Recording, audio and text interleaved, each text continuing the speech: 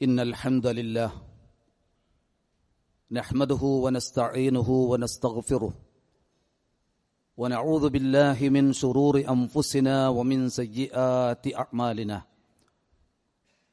من يهده الله فلا مضل له ومن يضلل فلا هادي له وأشهد أن لا إله إلا الله وحده لا شريك له وأشهد أن محمدا عبده ورسوله يا أيها الذين آمنوا اتقوا الله حق تقاته ولا تموتن إلا وأنتم مسلمون يا أيها الناس اتقوا ربكم الذي خلقكم من نفس واحدة وخلق منها زوجها وبث منهما رجالا كثيرا ونساء واتقوا الله الذي تساءلون به والأرحام إن الله كان عليكم رقيبا يا أيها الذين آمنوا اتقوا الله وقولوا قولا سديدا يصلح لكم أعمالكم ويغفر لكم ذنوبكم ومن يطع الله ورسوله فقد فاز فوزا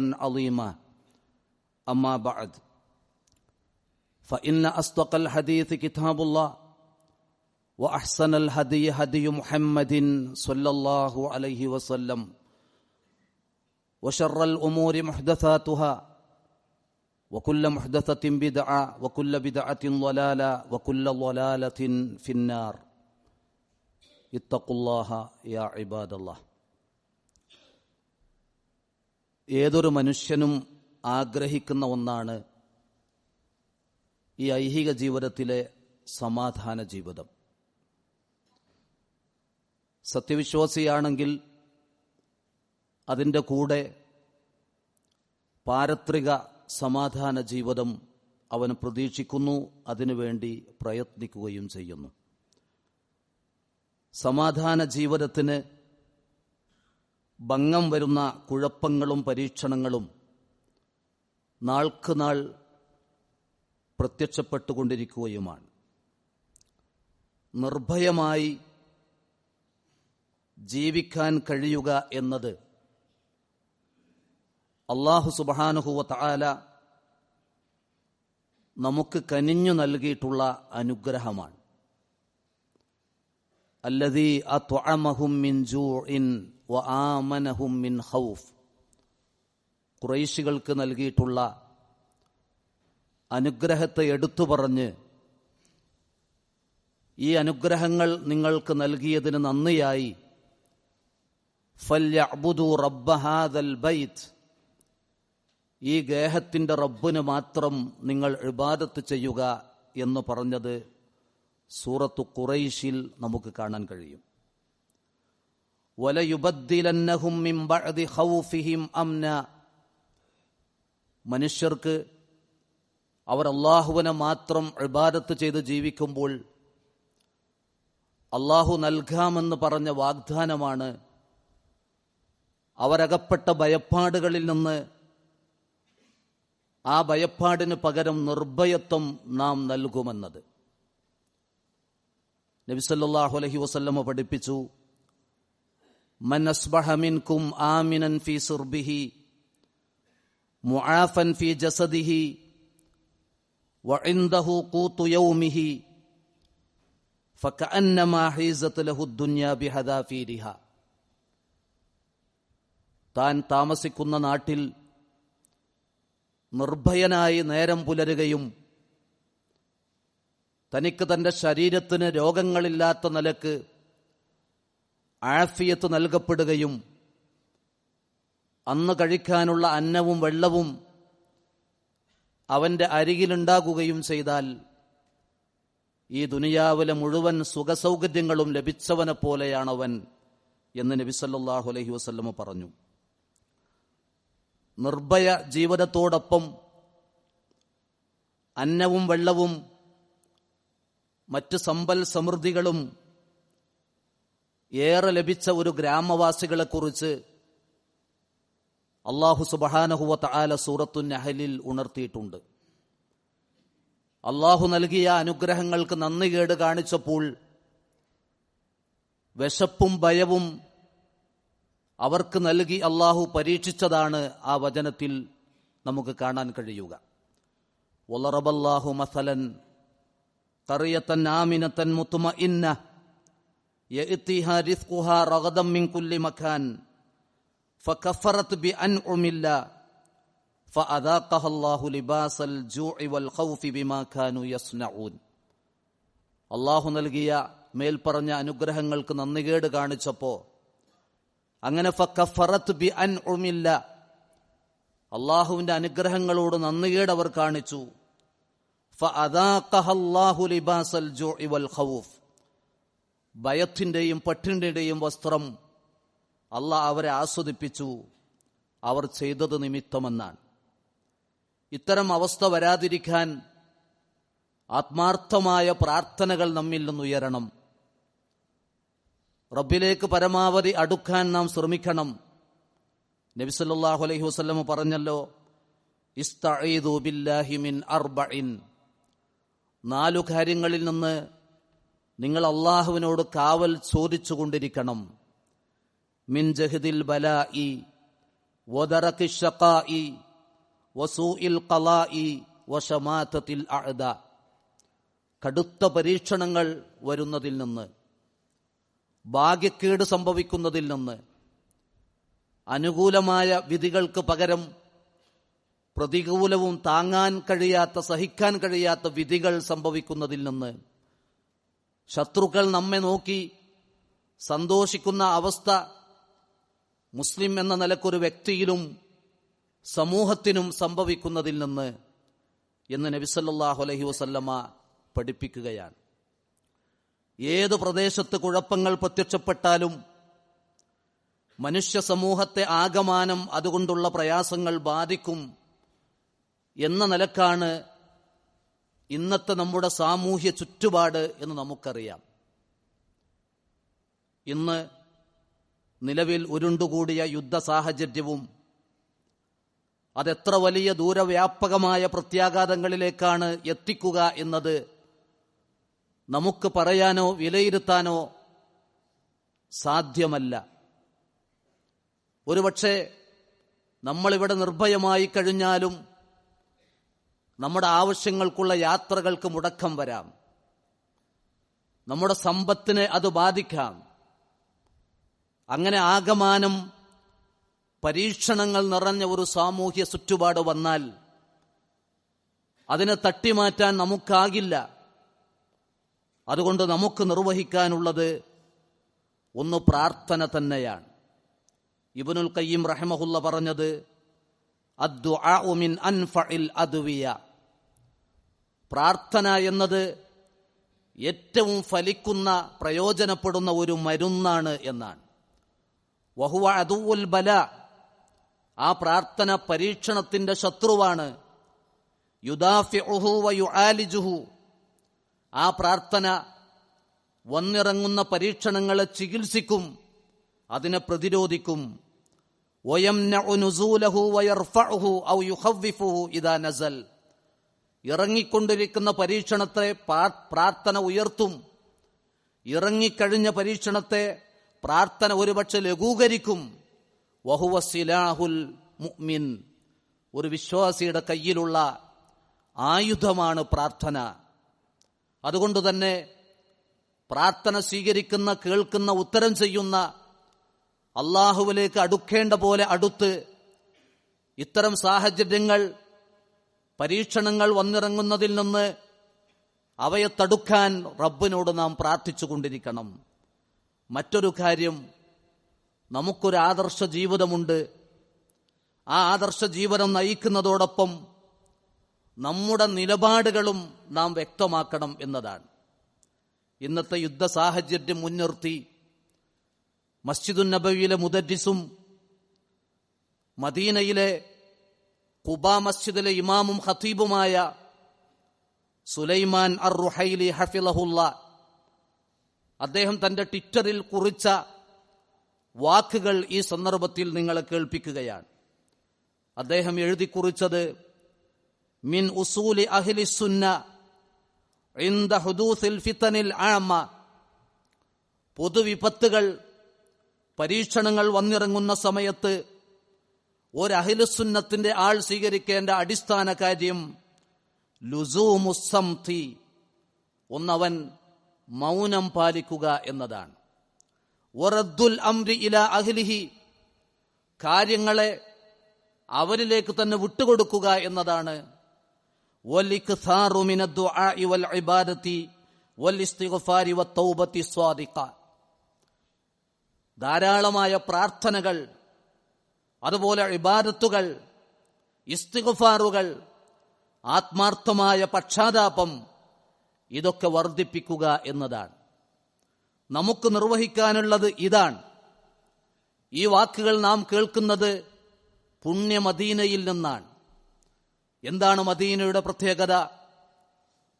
തൗഹീദിലും അഹ്ലുസുന്നത്തിന്റെ ആളുകളെ കൊണ്ട് അന്ത്യനാൾ വരെ അള്ളാഹു സംരക്ഷിച്ചു നിർത്തുന്ന ഒരു പുണ്യഭൂമിയാണ് മദീന.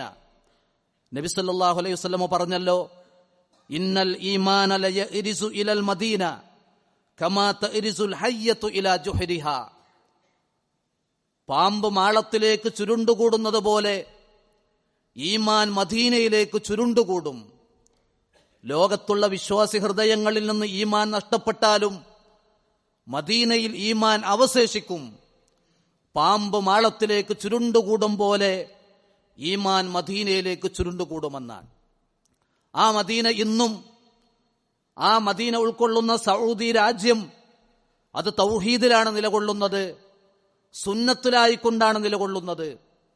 സുന്നത്തിന്റെ എതിർകക്ഷികൾ, ബിദ്അഈ കക്ഷികൾ ആ നിർഭയ രാജ്യത്തിനെതിരിൽ പലവിധ കുതന്ത്രങ്ങളും മെനഞ്ഞുകൊണ്ടിരിക്കുകയാണ്.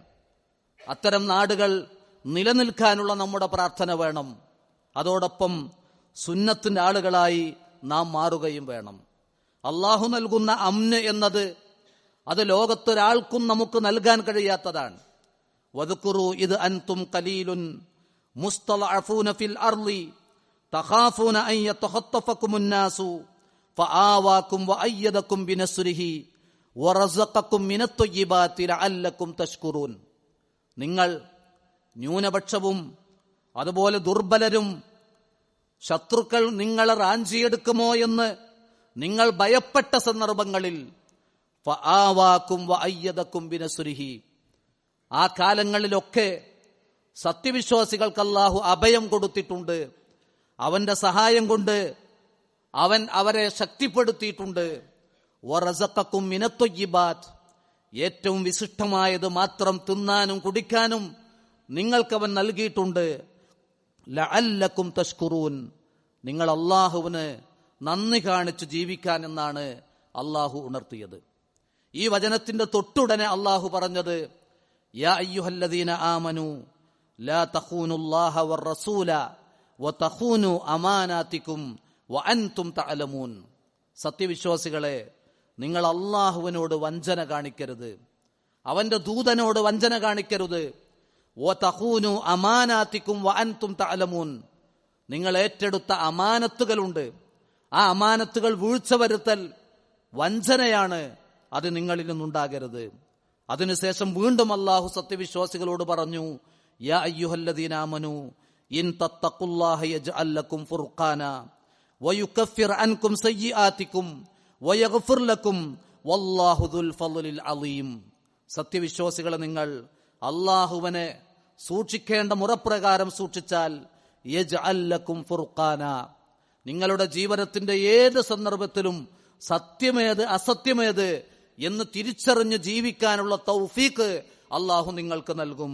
വയുകഫിർ അൻകും സയ്യിആതികും, നിങ്ങളിൽ സംഭവിക്കുന്ന ചെറുദോഷങ്ങൾ അത് മുഖേന അവൻ പൊറുത്തു തരും, മായ്ച്ചു കളയും.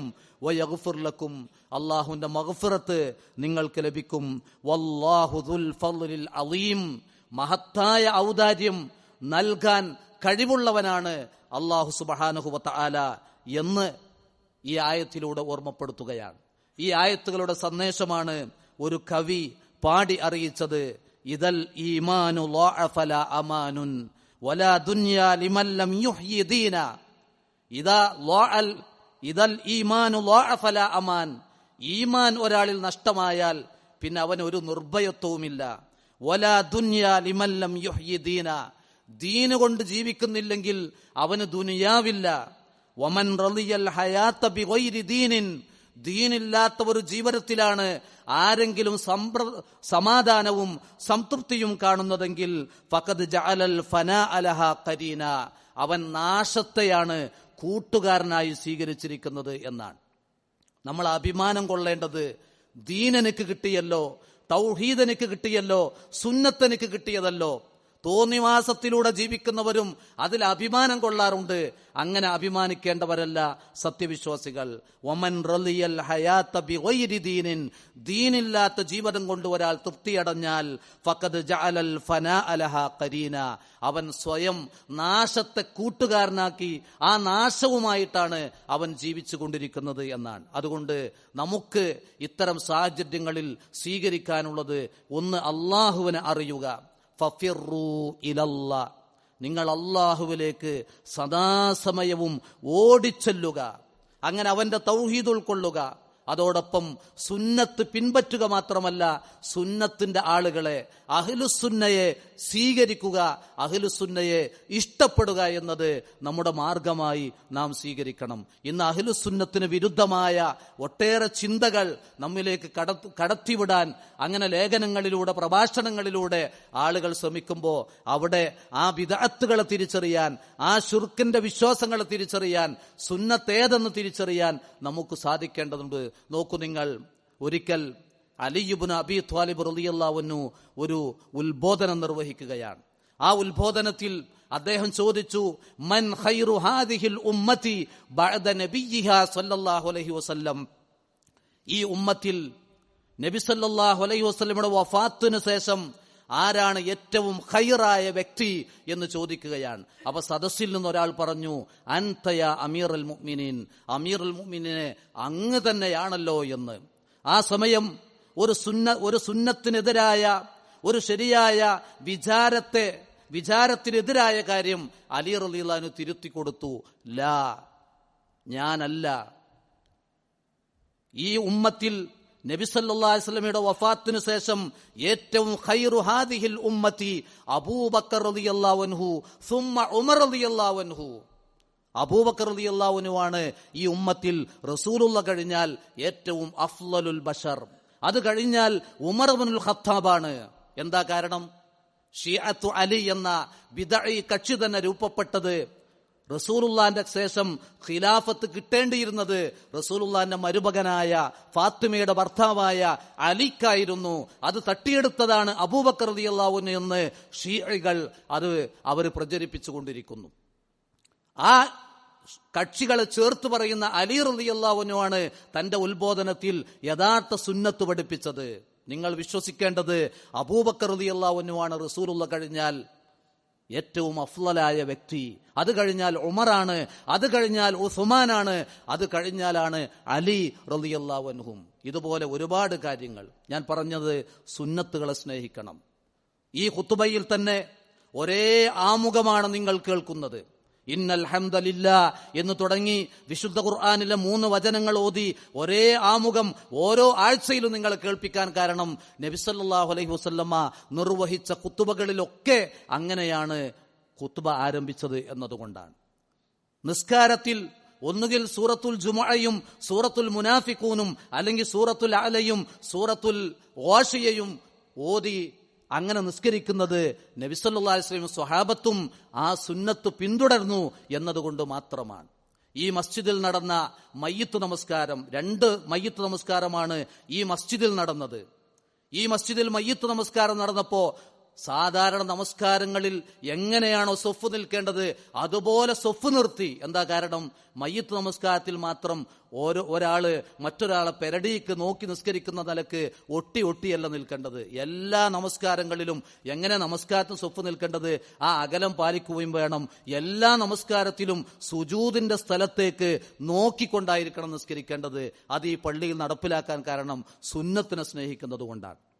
ഇങ്ങനെ നമ്മുടെ ജീവിതത്തിൽ സുന്നത്തുകളോട് ഇഷ്ടപ്പെടുന്നവരായി നമ്മൾ മാറുക, അങ്ങനെ മരിക്കാൻ സാധിക്കുക. തൗഹീദും സുന്നത്തിലൂടെ ജീവിച്ച് മരിക്കുന്നവരിൽ അല്ലാഹു സുബ്ഹാനഹു വ തആല നമ്മെ ഓരോരുത്തരെയും ഉൾപ്പെടുത്തി അനുഗ്രഹിക്കുമാറാവട്ടെ. അഖൂലു മാ തസ്മഊൻ വ അസ്തഗ്ഫിറുല്ലാഹ ലി വലക്കും ഫസ്തഗ്ഫിറൂഹു ഇന്നഹു ഹുവൽ ഗഫൂറുർ റഹീം. അൽഹംദുലില്ലാഹി റബ്ബിൽ ആലമീൻ والعاقبة للمتقين ولا عدوان إلا على الظالمين اللهم صل على محمد وعلى آل محمد. നാം ജുമുഅ നമസ്കാരത്തിന് വന്നിരിക്കുന്നവരാണ്. ഇങ്ങനെ ഓരോ ആഴ്ചയിലും അള്ളാഹുവിൻ്റെ കൽപ്പനപ്രകാരം നമ്മൾ വന്നിരിക്കുമ്പോൾ അതിൻ്റെ മഹത്വം എത്രമാത്രമാണ് എന്ന് നാം തിരിച്ചറിയണം. ഒരു സംഭവം മാത്രം നിങ്ങളുടെ ശ്രദ്ധയിൽ കൊണ്ടുവരാൻ. അബൂ ഹുറൈറ റളിയല്ലാഹു അൻഹു പറഞ്ഞു, ബൈനമാ റസൂലുള്ളാഹി സ്വല്ലല്ലാഹു അലൈഹി വസല്ലം യഖ്തുബു യൗമൽ ജുമുഅ.